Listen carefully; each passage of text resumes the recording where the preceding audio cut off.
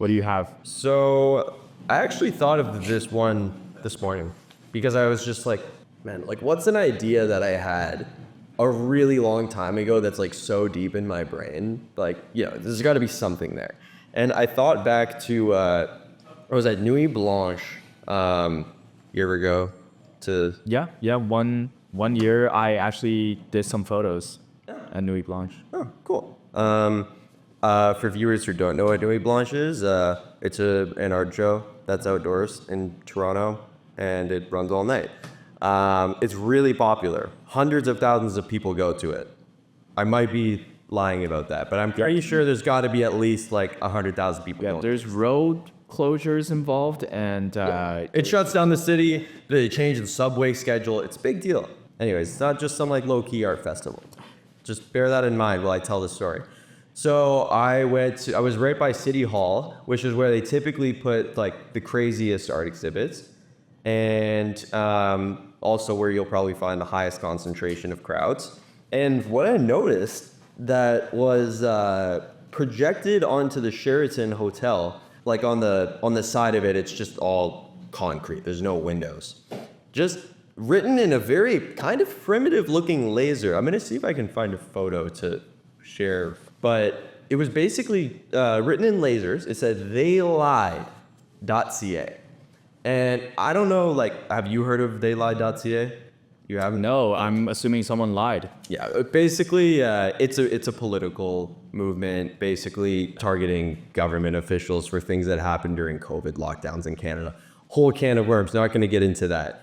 But what I was really noticing was that everybody around me was taking pictures of this laser projected thing that was on the side of this building. Obviously, they had no permission to do this. There's no way they were allowed to do this, but they just wrote on the side of the building. I'm telling you, there were thousands of people taking pictures of this sign. And this had to have had like a genuine, real impact on their brand. And, that probably helped them get their message out there for better or for worse. And that just made me think like, well, they probably did this because this is some low-key organization that's probably kind of bootstrapped, and the owner probably like scrounged some money together and was like, yeah, we got to get this message up there. Like they did it because they were passionate, which also means that it probably wasn't like crazy expensive to do. So it kind of makes me wonder if there's sort of an opportunity for a new type of agency, that a guerrilla marketing agency that basically delivers that, but for businesses, and but in a guerrilla way. It probably wouldn't work with larger brands where like you've got to get clearance from this person and that person.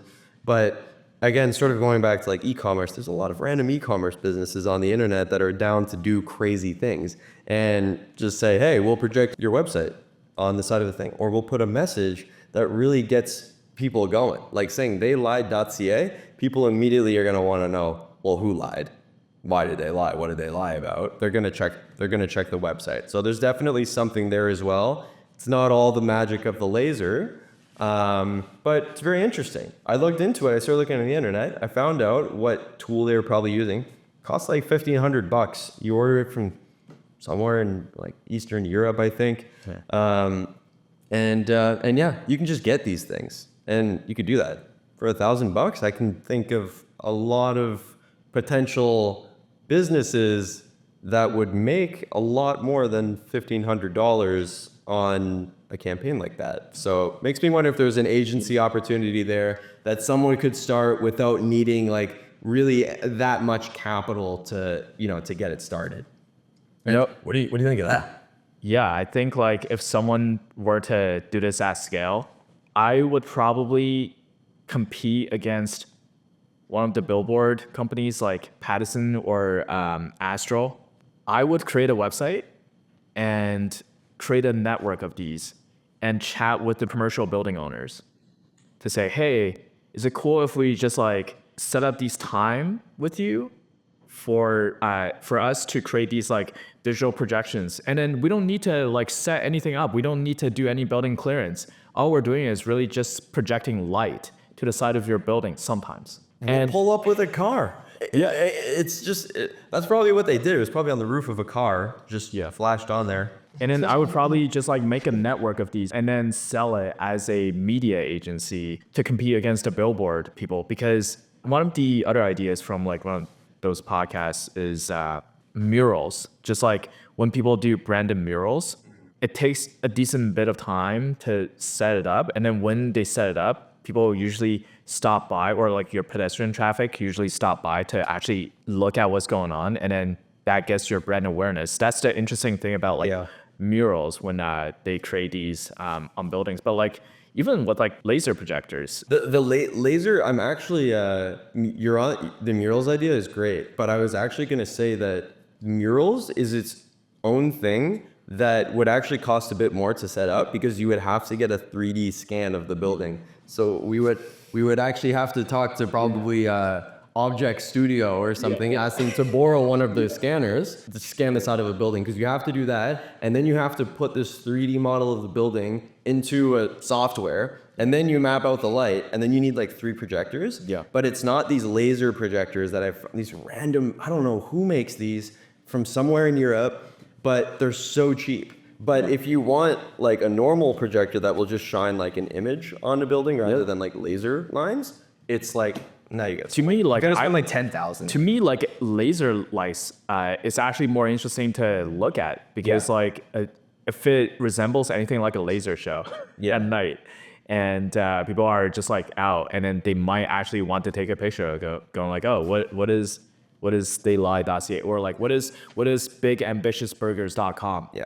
And the tool also, it's I'm pretty sure it has a companion app, and it's very like user, like you just draw on it and then it draws. You don't have to map out anything. So it's kind of like almost like if there was like a Canva for a projection mapping agency, which is like already a thing that exists. Like I'm sure there's plenty of people in Toronto and all over the world who have projection mapping companies. But this is a sort of like very low barrier to entry where, you know, again, like having sort of a fragmented, you know, network of it would be better, because it is sort of a bit of like an Uber type idea where I honestly don't know like what the legality of all of this would be, but I feel like there's nothing stopping you.